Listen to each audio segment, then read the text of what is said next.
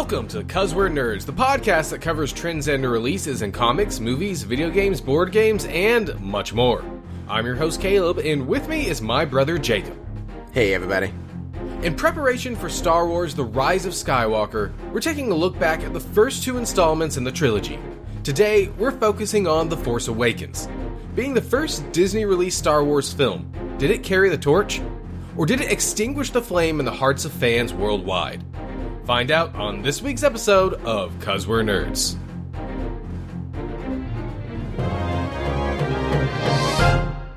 Jacob, I feel that we are in the heart of Star Wars fever right now. Oh, we are in the midst of an overflow of Star Wars. I want to say memorabilia, but that's not the right word. Stuff. It's just Stuff is the technical term. Yes, exactly. Between The Mandalorian, Jedi Fallen Order, and The Rise of Skywalker, I think this might be the most new Star Wars stuff I've ever experienced at one time. And you cannot see... you cannot go on social media without seeing memes about The Mandalorian. I mean, it's everywhere. So, no matter where you turn, there's something Star Wars affiliated. That's right, which is strange considering that Star Wars is a franchise of waiting. What do you mean? Alright, so let's do a little history lesson. Star Wars, the original... History lesson with Jacob and Caleb! Mostly just Caleb, though. Yeah. Star Wars originally came out back in the 70s, as most people know, concluding with Return of the Jedi in 1983. And then, for the most part, it went silent. There wasn't a whole lot of Star Wars in the world for just about 16 years. Until 99, when they finally brought it back with the prequels, with The Phantom Menace, of course. Now, the prequels lasted for 6 years, Revenge of the Sith concluding in 2005. At that point, there were no more Star Wars movies, except for The Clone Wars, which was a really bad animated movie. And we had to wait once again. Until finally Disney bought it, and we got The Force Awakens in 2015. So that's a 10-year gap. So our first gap was 16 years. Our next gap was 10 years. So that is why Star Wars is a franchise of waiting, because we get 3 movies and we wait around for 10 or so years until we get the next ones. Well, everybody knows it's kind of like Thanksgiving, right? Star Wars takes 3 movies, and that's like eating during Thanksgiving. And then it has to hibernate because it's so full, you know? So it takes some time. But slowly, it's starting to gain, its movement. So we went from 16 years to 10 years. So after this trilogy is done, honestly, we should only have to wait 4 years. Well, the difference this time, I think, is going to be we're not going to have maybe the movies like we've had before, but there's going to be other stuff going on. I think with the advent of Disney Plus, with The Mandalorian and the Cassian Andor series that they're trying to do on there, we're going to have Star Wars stuff, even if it's not in the theaters. And I am more than okay with that. Alright, so jumping right in, we did get The Force Awakens in 2015, and I want to talk a little bit about that gap between Revenge of the Sith and The Force Awakens, if you don't mind. Okay. So, Revenge of the Sith came out in 2005. In 2012, it was announced that Lucasfilm was going to be sold to Disney, which included, obviously, all the Star Wars stuff, and I believe the Indiana Jones stuff as well, and that we would be getting a new trilogy of films. Now, this was pretty unprecedented at the time, because we had only gotten movies in Star Wars that George Lucas was working on, whether he wrote them, directed them, had input on them. It was all kind of under George Lucas's realm of thought. And this was the first time that we were going to be going outside of that. There was a lot of trepidation. There was some excitement, but it was Disney. There was a lot of trepidation. This hadn't really been done before. The closest thing that had kind of been done was Disney purchasing Marvel, but Kevin Feige was still over all the Marvel stuff. So we hadn't really seen a shift of this scale in any franchise of this size, I think, ever. True. Now, it's also not only was unprecedented for that, but there was also a lot of changes made canon-wise, right? Yes, so pretty soon after Disney purchased Lucasfilm, they said, all right, guys, all that expanded universe stuff, your books, your audio books, your whatever else is in the expanded universe, we're going to take all that and basically throw it in the trash. We're going to get rid of that so that we have more room to play with stuff. Because a lot of that expanded universe stuff was stuff that happens after not Revenge of the Sith, that happens after Return of the Jedi, after Episode 6. So if they were beholden to those, there was a lot of things that they couldn't touch on, well, at least without retreading, because it had already been touched on in those books. And this is something that's kind of hard because, you have, 30, 40 years of Star Wars, what's the word? Star Wars stories going on, whether it be in the movies or the comics or novels or whatever it may be. And especially for diehard Star Wars fans, they've been following a certain way of these stories going. And then whenever they came in, Disney said, like you just said, yeah, we're scrapping a lot of that. That's kind of hard to do, and that's kind of a big move. And that's partially what we're going to talk about is, over Force Awakens and then... Oh my goodness, my mind is blanking. He hated it so much he wiped it from his memory banks. My mind is blanking. The Last Jedi. Thank you. If it works, if it was worth scrapping everything to do this new trilogy. So today we're jumping into The Force Awakens. And it's funny, Kathleen Kennedy actually came under fire a little bit very, very recently, like in the past month or so, because she had a quote talking about how these movies differ from, say, like a Marvel film, where Marvel, they have years and years and years and years of stories, and they can kind of just adapt those into a movie, whereas with Star Wars, you're starting from scratch, there's nothing to adapt from. And understandably, fans were like, wait a minute, there were years of stories, and you got rid of them, and that was kind of funny. But I think what she was actually trying to say is that for what they're doing currently, it's tougher. I think her statements were a little bit misplaced, but yeah, that happened. Yeah. All right. Kathleen Kennedy, by the way, for those of you that do not know, is the person that is over Star Wars at the moment. She's responsible for all of the new movies since Disney purchased Lucasfilm. What? George Lucas isn't doing anymore? What? Did I say since George Lucas purchased? No. Okay, good. I was just giving a hard time. Okay. Yeah. George Lucas sometimes is still around, but he really has no say on what goes on here. All right, so when they announced that they were going to do a new Star Wars film, of course, the thing that was on everybody's mind is who is going to direct it? Because when it comes to the prequels, George Lucas directed all three of those, which he did not do for the originals. And, some people hated the prequels. Most people hated the prequels. Some people liked them. And so who were they going to get for it? And, when you look out over the swath of directors that were available at the time, there was Can you one... define swath, please? Swath? Yes. Much of. The abundance of directors. Okay. The plethora, you might say? Plethora. CC. Okay. Continue. There was one that kind of stood out for his work in a similar series. Obviously, this man being J.J. Abrams. The man himself. Now, what's kind of funny is this guy came in and rebooted, kind of, sort of. Jacob, by the way, you're kind of making a lot of noise over there, so... I'm not doing anything. It sounds like you're sliding paper around, leaning in chairs, making all kinds of racket. This chair is kind of squeaky. I apologize. I need a new chair.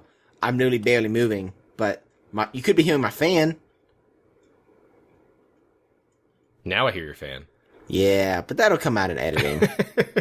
All right, anyway, he, of course, came in and rebooted Star Trek, and that had much, much success, and then he did a sequel which had less success. But it was really interesting to me at the time because you've got this guy, you've got these two really big competing realms, right? You've got the Star Trek people, you've got the Star Wars people. Generally, those people don't cross over. Now, I think it's a little bit more amicable than it has been in the past. But for a long time, those were very opposed fandoms, because Star Trek obviously more being in science fiction and Star Wars more being in fantasy, science fantasy, and those ideologies kind of clashing. And then you've got all the people who don't know anything about either of them and get them confused, which is always a good laugh.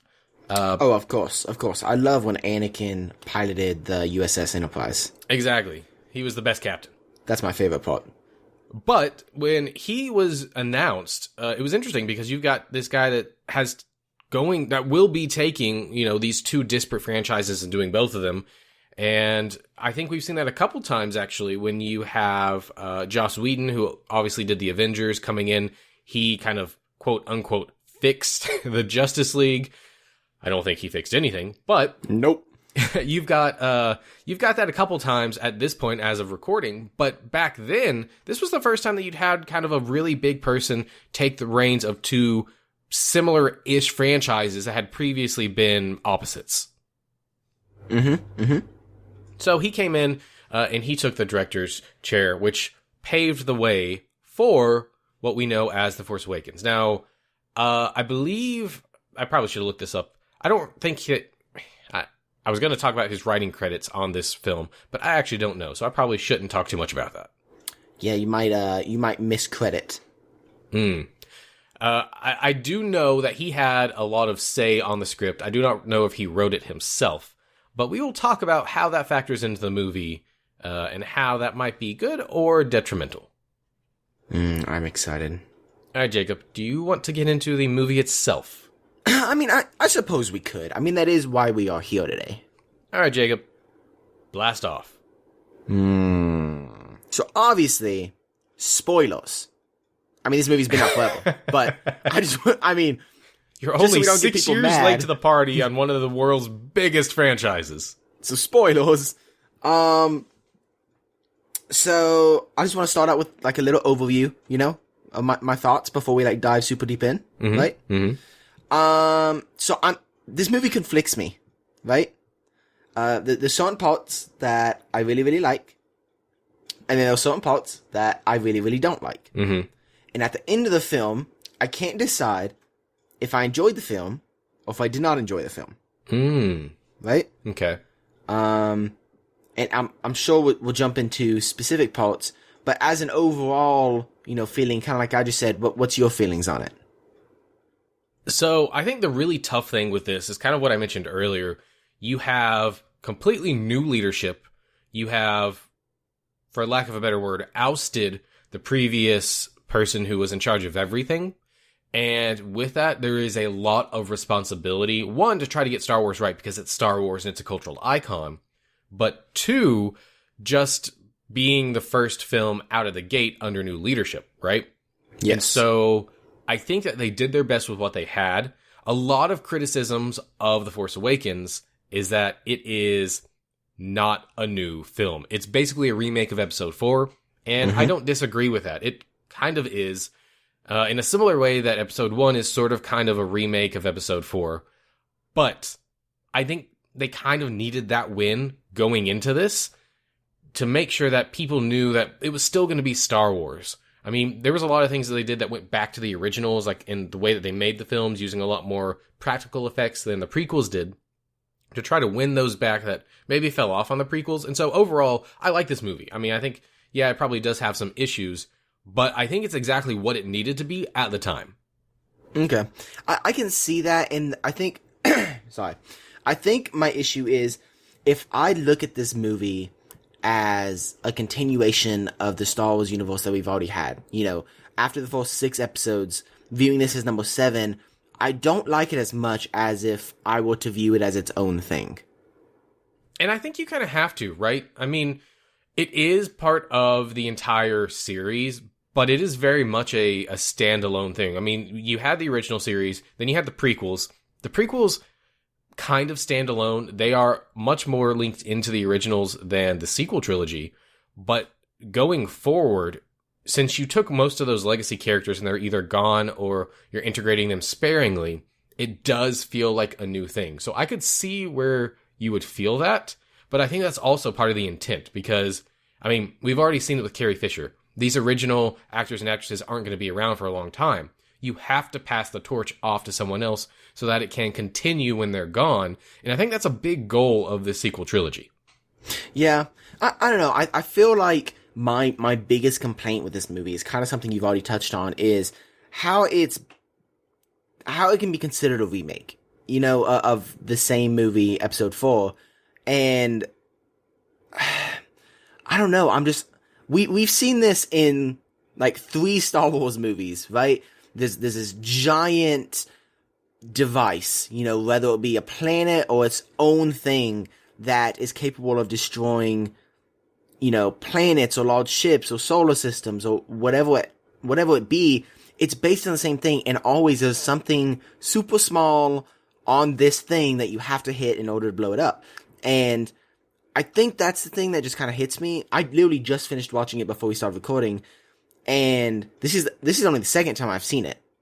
So watching it, it doesn't grab me the amount that I want to be grabbed, because I feel like I've already seen a lot of this before. And I have. Just like you said, we've seen this 2 other times. And yes, this is something that kind of bothers me with Marvel too, is they took something that they knew worked, right? They knew that audiences liked that with the Death Star. And so they thought, okay, how can we incorporate this into the new movie? And like you said, show them that this is still Star Wars. And they did that. So yes, it does show that it's still Star Wars, and it does show that it has a little bit different feel, but around the same. But at the same time, it's essentially the same story with new characters, maybe like a surprise death, and I mean, that's it. Yeah, and you're right, and I can't counter that by saying it's not, because it 100% is. I think that if you look at the expanded universe, there is a history of the Empire, which I know they're not the Empire at this point, but the Empire trying to make super weapons. So in that regard, it makes sense, although they did dump the expanded universe, so you're not beholden to that anymore. I think this film, though, what it's trying to do, aside from remind you of what Star Wars is and give you that feeling and let you buy back into that world, is it hinges a lot on your feelings rather than the plot of the film. There's a lot of mystery that it wants you to latch onto. There's a lot of where's the original cast, what are they up to that it wants you to latch onto. There's a lot of those sorts of things that I feel like it's trying to do. And, in a lot of ways, this is very similar to video games, like, say, a FIFA or a Madden. Comes out every year. It's the same game. Like, there's barely any differences year to year between what those games are. But people like those games. They know what to expect from those games, and they're ready for those games. I think that this film, in a lot of ways, is kind of like that. It's not anything new, for the most part. And, you didn't know that going in. Going back to it, of course, we know that. And it's something that could be a good thing because, look, it's Star Wars. This is what we know and love. But at the same time, you could take it as a detriment. Oh, this isn't anything new. What I will say about the anything new argument, though, and this is going to be a polarizing point, when we do get something new, say Solo or, I don't know, The Last Jedi, people, the fans at least, tend to not like it. Yeah, I could see. Here's the issue is, I think the fan base is kind of divided. You have those that really like the, what's been done so far, and they like that, and they want to continue that. And I think almost everybody likes what's done before.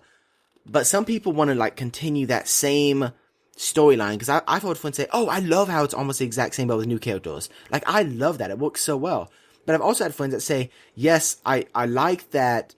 I like that I can feel the Star Wars, but I want something new." But like you said, those other people that I just mentioned, they don't like the new things. Anytime there's a change and, the Star Wars franchise tries to swing a different way, kind of like how they were doing their, they were still canon movies, but they weren't part of the trilogy. They were going to do them every other year, but then they started coming under fire after Solo, and they decided not to do that.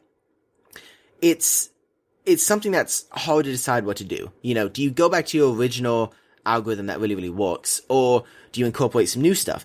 And I think this movie does do, I don't like some parts, but I do like the fact that even though they incorporated an older story, they also brought in a new breath to it. There's lots of things in this movie that we did not see in episode 1 through 6 at all. For example, we see new force powers here, right? Kylo Ren can kind of read minds, and Kylo Ren can freeze materials. You know, he can freeze people, and he can freeze bolts from weapons, you know, lasers.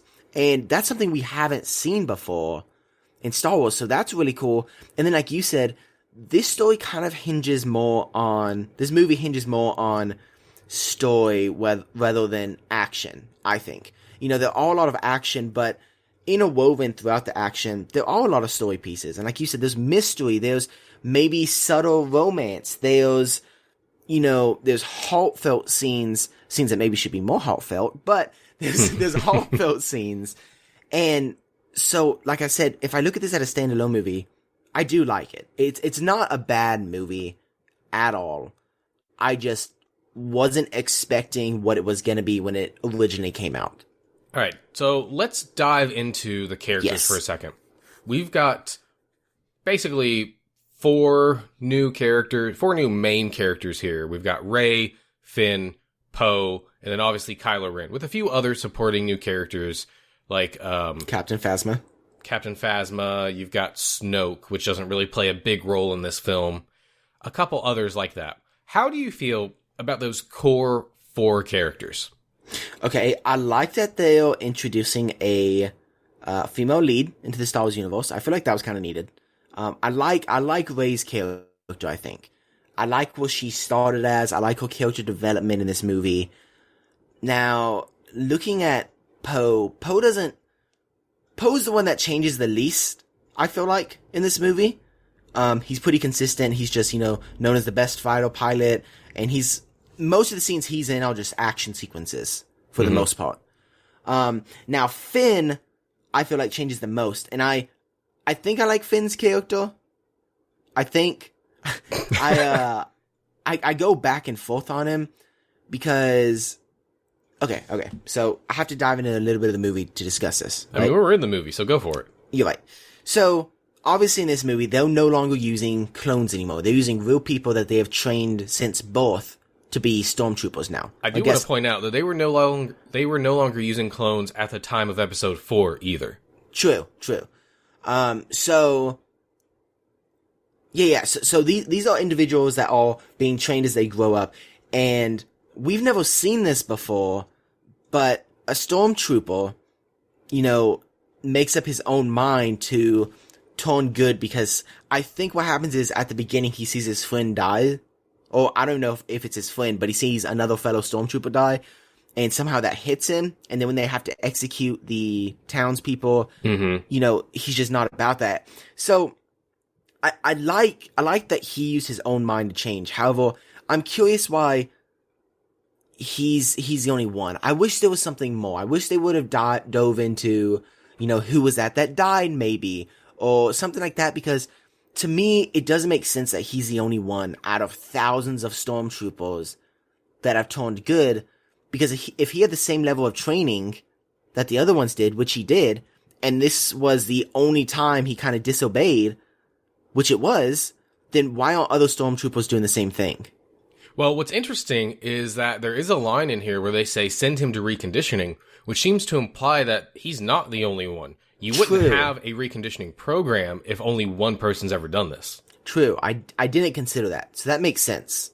But yeah, I like his energy in this film, and I like his personality.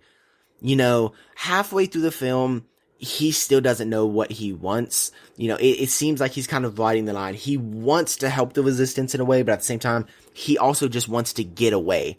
He doesn't want to be affiliated with the First Order or the Resistance. He just wants to live his life. And throughout the movie, at the end, you see him, he's like, no, the Resistance is where I need to be. And so I like that character development in him. Now, looking at Kylo Ren, I love Kylo Ren's character in this, actually. One of the biggest things that I really like is that he's a strong, evil lead, and you see weakness in him. I like that. I like how you can see a villain, and you can see weakness in the villain, however, they're still strong. Yeah, I want to talk about that for a second, actually. Because when this movie, before it came out, Kylo Ren, everybody was in love with Kylo Ren. Oh man, look at that outfit, it's awesome. As you know, I made my own costume for Kylo Ren for that year for Halloween, because it's a fantastic design. And I remember my boss at one point saying, you know, what are you going to do if the movie comes out and he just kind of sucks? And it's funny he said that, because in a lot of ways, that's what actually happened. A lot of people did not like his character because they felt like he was a big baby and he had those flaws like you're talking about. But see, I know that some people didn't like it. I like it because it feels more natural. You know, everybody, it doesn't matter if you're good or bad, you know, you're gonna have a weakness somewhere. Nobody's invulnerable to anything. Even Superman has his weakness of kryptonite, and he cares for Lois. So you see that you have these strong people throughout the Star Wars universe, but you never really see a weakness like this before in episodes 1 through 6, I feel like. You might have seen brief glimpses, but nothing like this, and you really, really feel it in the scene with him and Han. Now, I wish that scene would have portrayed more feeling than it does. I wish it would have tugged at my heartstrings a bit more than it did, because Han being such a big character for so long, I wanted him to have this, you know, big exit. You know, I'm okay with Kylo killing him. I'm okay with how it went down. I just feel like it could have been done a bit differently and affected a lot more audience members than it did. Oh, yeah, I definitely agree. I think that his death scene, I think the setup and the execution of it all makes sense logically. They're missing something. They're missing the epic moment, because that happened and, like, I had no feeling. And I know my boss said the same thing, and, you know, he's a big Star Wars fan. And he said that he should have felt something in that moment. Like, that, Star Wars is his life, and he didn't feel anything. And that's a problem. I think they didn't dwell on that death long enough. I think that probably is the biggest mistake of this film, if I had to pick one, is how, not unceremoniously, but how his death didn't have weight to it, really, and it wasn't revisited. But for Kylo Ren himself, I actually really like Kylo Ren as well. I think that he's not meant to be a big Darth Vader character. He's meant to be, yeah, the villain, but he's not meant to be Darth Vader. And I think a lot of people were upset that he wasn't Darth Vader when they saw, like, his rage and his kind of tantrums. But that's part of his character. He's supposed to be a child, basically, a man-child who has not grown up, who has kind of been given the stuff that he wants. He doesn't really have to fight for it all that much. And he's got those tantrums. And I think that really sets him apart in a lot of ways. It makes him more interesting than just a villain, a faceless villain like Darth Vader could be. Exactly. And spoilers for the next, I always forget. What's the Star Wars movie after Force Awakens? The Last Jedi. I just told you that. I know. I literally keep forgetting. So, The Last Jedi, spoilers for that as well.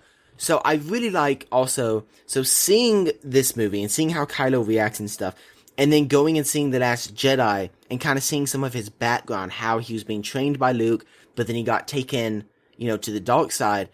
I like that because this makes sense to me why he doesn't have his feelings quite under control. You know, he's kind of like Mace Windu in the fact that Mace Windu utilizes the good force and the bad force. You know, he utilizes both, and that's represented in his purple lightsaber, actually.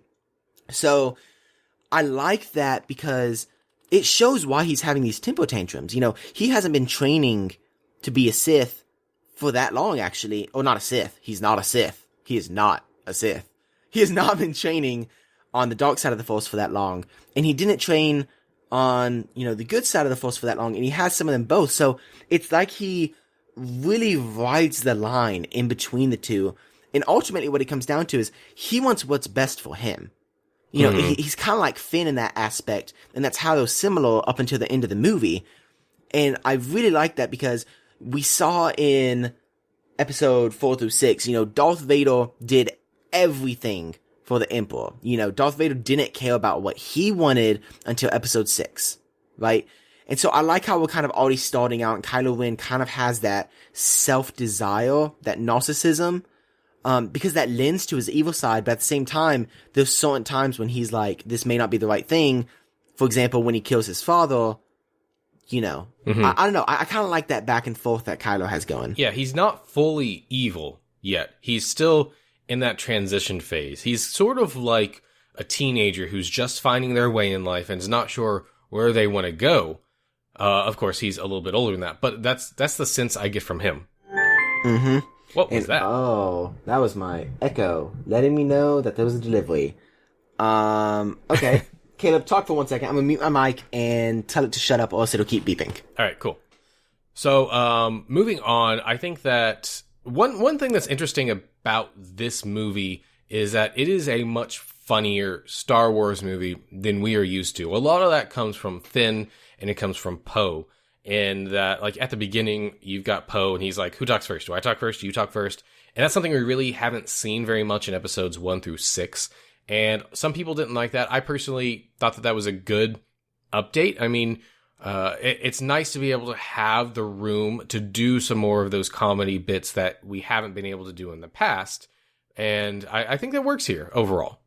Yeah, and it's not enough to make the movie feel like a comedy, but it's just enough to kind of ease some of the tension. You know, if you see action throughout the entire movie, you need a break. And this, like I said, this movie doesn't hinge as much on action as some of the others do. However, the comedic relief is really nice. And at least in this movie, I feel like they didn't ruin, the only exception, they didn't ruin an important scene with comedy. The only exception is, I wish Poe wouldn't have made that joke at the very beginning with Kylo Ren. You know, that scene was kind of tense. And I wish he wouldn't have done that. Now, later on, whenever it's Finn and Han Solo and Chewie, and they're about to go into Starkiller Base, and Finn's like, we'll just use the Force, and Han's like, that's not how the Force works. You know, like, that's funny. I like that because it's not in a tense situation. It's just kind of freely out there, and it's a nice laugh. And most of them are like that in this movie, again, with the exception at the very beginning, with Poe and Kylo Ren. See, I kind of like that at the beginning because it sets you up for what the film is going to be. It helps set the tone. It lets you know how this movie is going to feel, and without that, maybe some of the other jokes would be a little bit more jarring. Okay, alright. I mean, I could see that. I kind of ride the line, like I said, I ride the line on this movie. I dislike that it kind of ruined the tension, but I also like it because it kind of shows how strong Poe is, in a way. I mean, he's looking at one of the leaders of the First Order, and he's making a joke in his face. You know, that kind of shows how strong Poe is. Lots of people would just give him whatever information he needed and hope he wouldn't kill them, which of course, you know, he would have because he's Kylo Ren. Right. But I do like that it shows Poe's pretty strong. Yeah, I agree with that. Now, I said that the biggest failing of this movie is the death of Han and how it's handled. But I think there's a bigger failing of the new trilogy, which is what seems to be a lack of direction in how they're going to make the trilogy, like a plan for the trilogy. Yes. Because we've got this movie, of course we have The Last Jedi, which is drastically different. And then we were going to have a different director again for episode 9, but Disney fired him and brought back J.J. Abrams to finish it. And so I want to talk about that for a second, because it really plays a big role in this film. As I mentioned earlier, J.J. Abrams had a lot of leeway in how he wanted to tell this story. Maybe all of it. I'm not exactly sure. But one of the things that's pretty well known about J.J. Abrams at this point is the mystery box. J.J. likes to use this thing called the mystery box, wherein he introduces a mystery. And he builds it up and builds it up and builds it up. But he doesn't know what's inside the box. He doesn't know what the resolution to that mystery is going to be, which can create problems when you build up the mystery so much and you can't come up with a satisfying answer. This was an issue in Lost, his TV show that went on for years.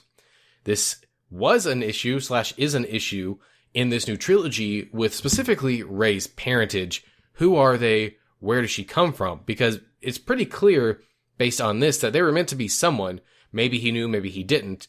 And then in The Last Jedi, of course, Rian Johnson tried to tell us that they were nobodies, which personally, I never bought that as the actual answer. I bought it more as an insult. Me too. Saying, like, you know, your parents aren't anybody. But the overwhelming majority seemed to believe that, no, he was trying to actually tell her that they weren't anybody. And so I think that that's a problem. We also have that same issue with Snoke.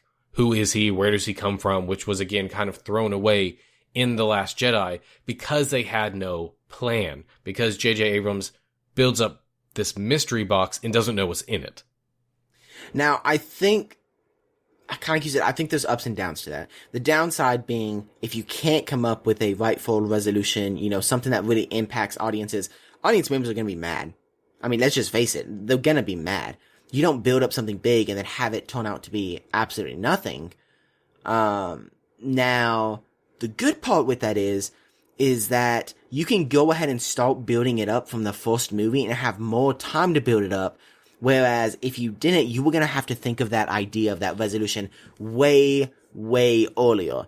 You know, and so I like it because you can build it up a bit longer, but you got to be careful because, like you said, if you can't come up with that resolution, then what's the point of building up something if there's not a big reveal at the end?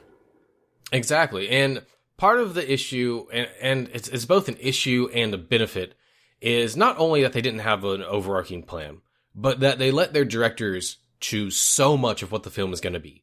I am very much a proponent of letting the director be the director and letting them choose the path.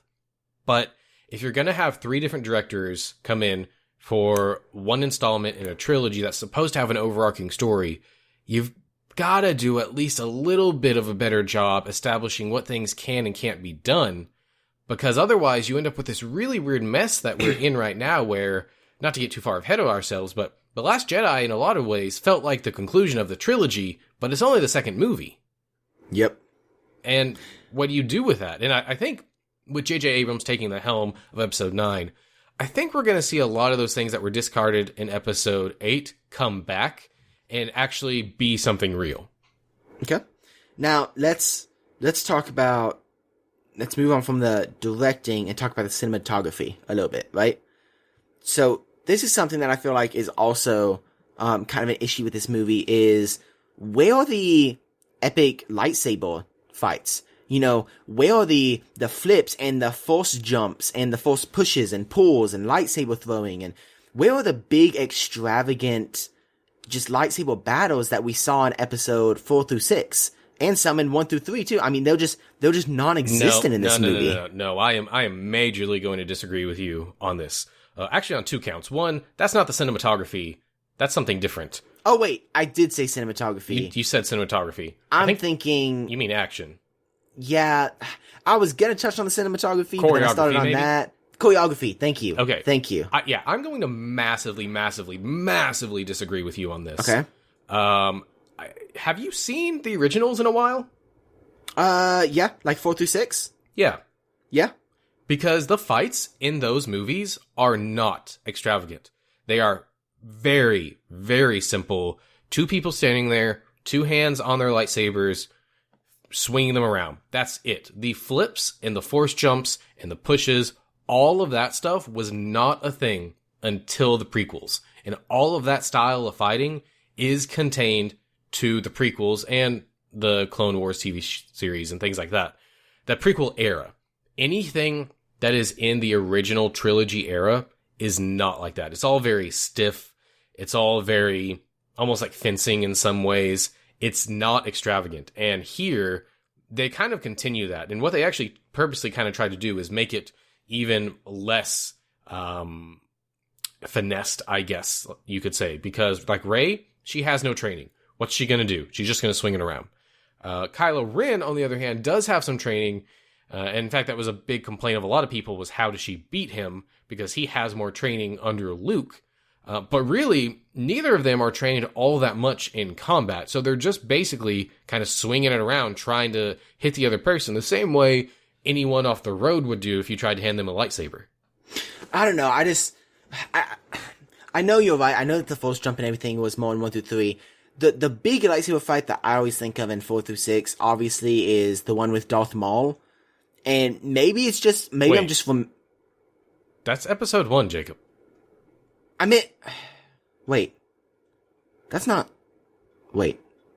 Oh no, I brought someone that doesn't know Star Wars on the podcast to talk about Star Wars. No. Oh, you're right. That's embarrassing. That just feels so... different. 1 feels so different from 2 and 3. I mean, not really. Anyways. Let's just... Act like that never happened. anyways, I guess you're right. You're right. So 1 through 3 had more extravagant, extra lightsaber scenes, and it has been a while since I've seen 4 through 6. And the more I think about it, I mean, I guess you're right, but I don't know. I don't know. I don't like that. I don't like the fact that because Force users are supposed to be, like some of the strongest people in the galaxy, right? Disagree. No, I totally don't disagree. No, you are referring to the Jedi. Force users are a different thing from the Jedi. Maz Kanata uses the Force. Okay. I'll concede, because that's fair. That's fair.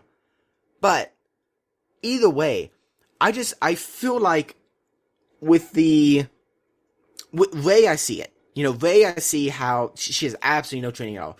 Kylo, at least, I feel like he should be a bit more proficient with his lightsaber. That I agree with.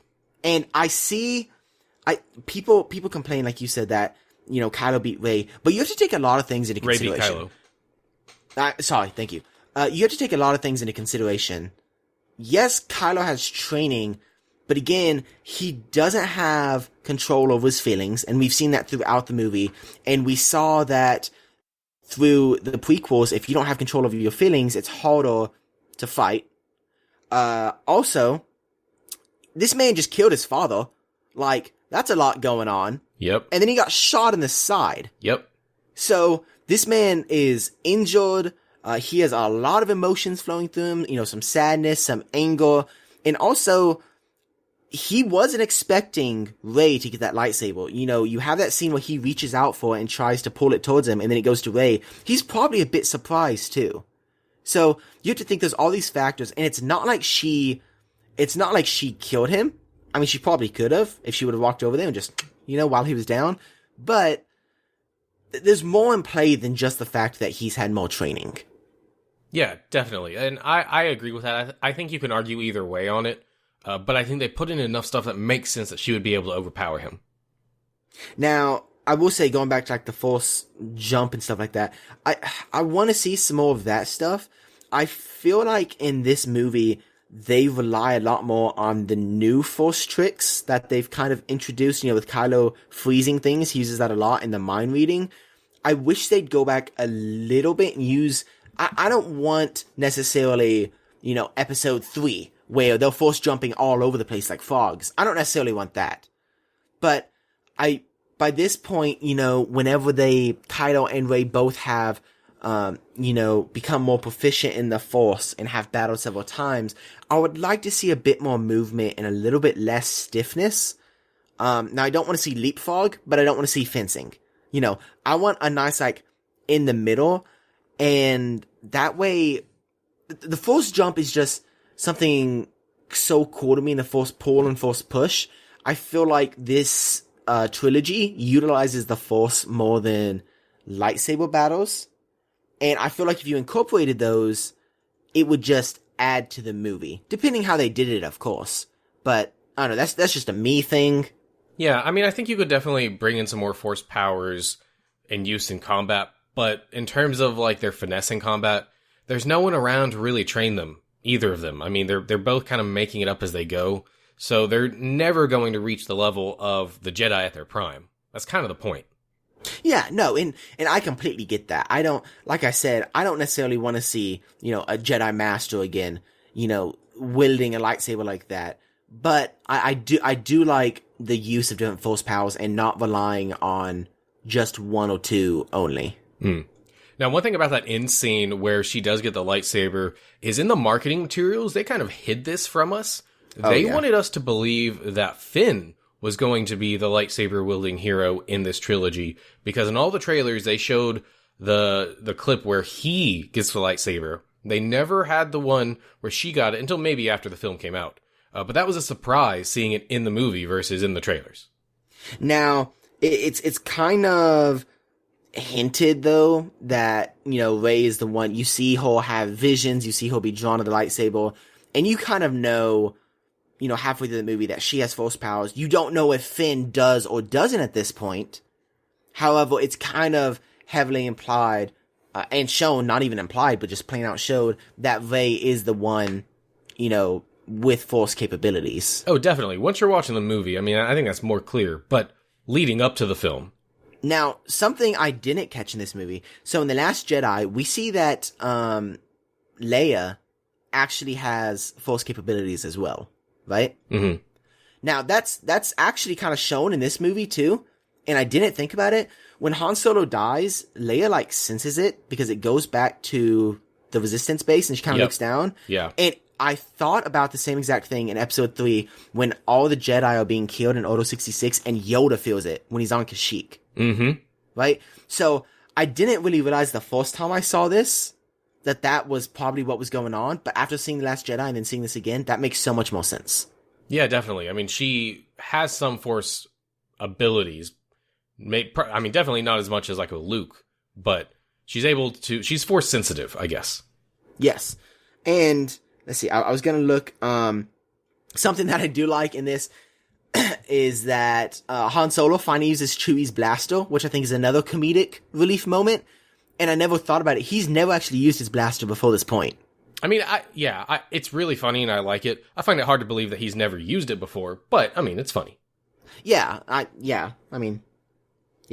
Also, in this version, it's a little bit different. So, I could be wrong, okay? So, I'm not stating this as fact. I'm asking. The Star Killer base, they said it uses crystals, right? To harness the sun's energy.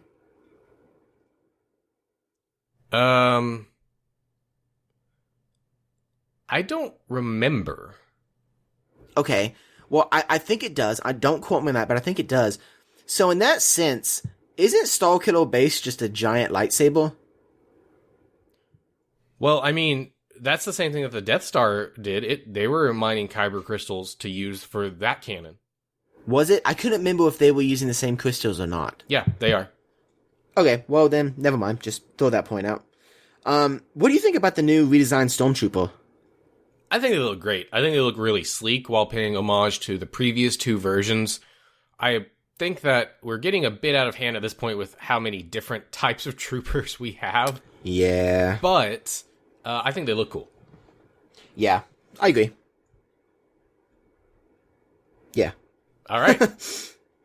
Well, that's pretty much all I got on The Force Awakens. I think it's good. I think it's solid, definitely rewatchable, and gives me good feelings. Yeah, I'm excited to watch The Last Jedi, and kind of compare. It's been a while since I've seen them, and I've never seen The Force Awakens and The Last Jedi pretty close together.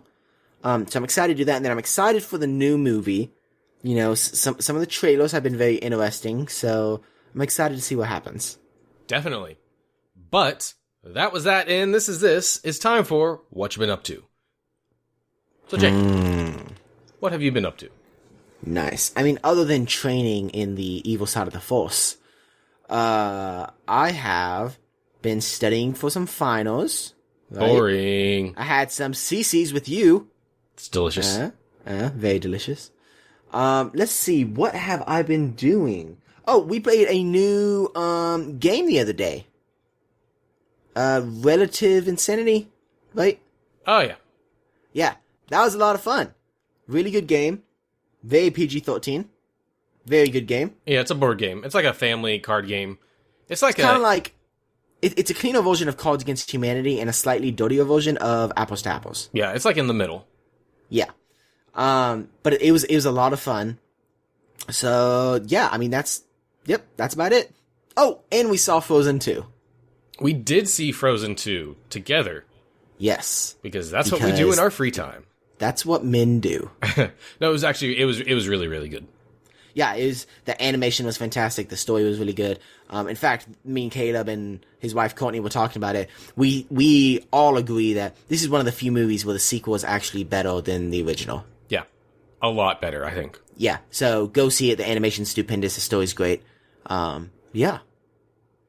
So that's what I've been up to. Caleb, what you been up to? Pretty much just that. Yeah.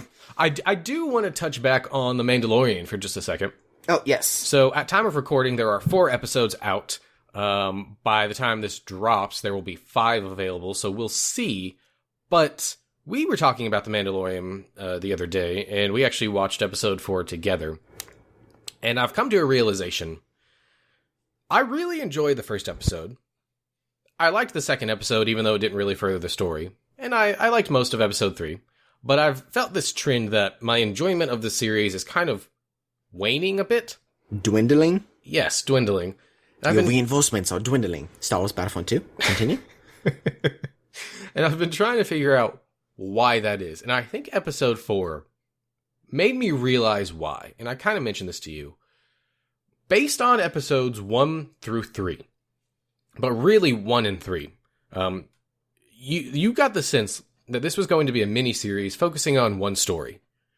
Very much like, wow, I just forgot the name of the show I was going to reference. That's unfortunate. 11/22/63, which was a Hulu show, or any of, say, the Marvel Netflix shows, where, like, there's one story that takes you through the entire season. I thought that's how this show was going to go. And based on what I've seen, that is no longer the case. That is not what they're doing. What they're actually doing is a show that follows this guy on whatever he's going to do. And some episodes have to do with the story, and some don't. So episode 4 has basically nothing to do with the story. Episode 2, basically nothing to do with the story. At the time, it felt like episode 2 was part of the story, even though I knew that it doesn't really do much to further it. But based on episode 4, that's not the case. And it almost seems like they're going to do every other. Like, this one is main story, this one is side story. This one is main story, this one is side story. And I don't like that. That's not what I want. That's not what they sold me that this was going to be. It's not that I dislike what we're getting necessarily. It's just not, it's not what they sold me as it being. If they would have said, and part of the issue too is we're only getting 8 episodes of this. Like, I would get it if it were a 20 episode season. Of course, you're going to have some episodes that don't really further the story very much. But in 8 episode season, why are you doing this? Like, you can still have some things that fill out the world, but you kind of need to stick to the story, because literally the beginning of episode 4 versus the end of episode 4, nothing is different. We don't learn. The only thing is different is we know they can't stay on that planet, which they could have described a lot quicker. No, you don't need that. From a story perspective, their circumstances in point A is they need, at the beginning of the episode, is they need to find a planet to stay on. Their circumstances at the end of episode 4, point B, is that they need to find a planet to stay on. Nothing is different. Oh yeah, also spoiler for episode 4, obviously. I mean, that's not really spoiling anything yet, but I was gonna say something that would spoil it. Oh. Is that okay? Yeah. I thought you just fell out of your chair. No. What's going on? Oh, my phone is ringing. Go ahead, Jake. How dare you? Okay, so something that would have been nice to include in this episode that would have made it worthwhile for the entire episode is if the female lead in this episode joined the Mandalorian's team afterwards. You know, like, if she would have gone on the ship with him and left... Okay, hey. If she would have gone on the ship with him and came back, so she would have joined them, that would have made the whole episode worthwhile and added to the story. Yeah, I agree. And I thought that's what the series was going to be, based on a lot of the trailers, was that it was going to be him going around building a crew. I thought it was going to include IG-11. I thought it was going to include her, maybe some other people. And that's not the case, which is fine. But I don't understand why we're getting these side filler episodes in a series that's only 8 episodes long. I agree. Now, let me reiterate one of Caleb's points. Just because it's the filler episode, the episode itself is not necessarily bad. But in conclusion, or in retrospect to the story as a whole, it is not great. Yeah, and I will say, episode 4 specifically feels off. Like, it does not feel like the other 3 episodes we've gotten. I can't put my finger on it. I don't know why. I can't explain it. But it doesn't really feel like it fits with what we've gotten. Yeah, I could see that. I just want to see where it's gonna go. You know, I'm really confused where it's trying to go right now. You know, I read this article and it's really funny, and it said, The Mandalorian is basically the movie Big Daddy, but in space. And that's kind of true. Like, I mean, honestly, a lot of the plot points are really the same. You just add blasters and add space and add armor and make it an alien, and I mean, you basically got Big Daddy. Yeah, it's... I don't know. I like the show, and I really want to like it more, but if they continue this trend, I don't know how I'm going to feel about it. Yeah, I like the whole Baby Yoda aspect. I hope that if it's renewed for a second season, which I'm pretty sure it will be. No, it's already shooting season 2. Well, then there you go. I kind of hope that Baby Yoda is not in the second season. I kind of hope that's just a fourth season kind of thing. And then he gets rid of him, and there's a different plot to season 2. Yeah, that's my fear. My fear is that, again, going into this thinking it was one story, I was thinking stuff introduced, we'll get a resolution to all the mystery and all the plot points here in the first season, and then we'll go to season 2, and maybe some stuff will carry over, but, kind of mostly new stuff. But my fear is now that this is going to be more like a sitcom, where Baby is around for the entire series, and we only find out the answers on the very last episode of the series. I hope not. I really hope not. Yeah. But anyway, that's where I'm at with it. Yeah, I feel that. But I think that about does that for this week, Jacob. Yes, so Caleb.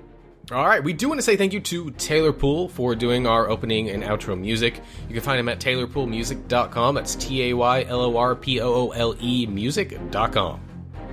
And while you guys are at it, go ahead and head on over to CNC Power Hour on Twitch and watch them. They stream Magic the Gathering and a couple of other things during the week, so you guys should go ahead and go check them out. Also, please check out our website, causewe'renerds.com, where you can find all of the episodes that we offer, and it's the best way to share it with your friends. Thanks for listening to 'Cause We're Nerds. Stay up to date with all the nerdy news and podcast drops by following us on Facebook, Twitter, and Instagram. You can also leave us comments and feedback at causewe'renerds@gmail.com. That's CUZWERENERDS@gmail.com. And as always, if you enjoy this podcast, we would love it if you could leave us a 5-star review on iTunes. We'll see you next week, and as always, stay nerdy.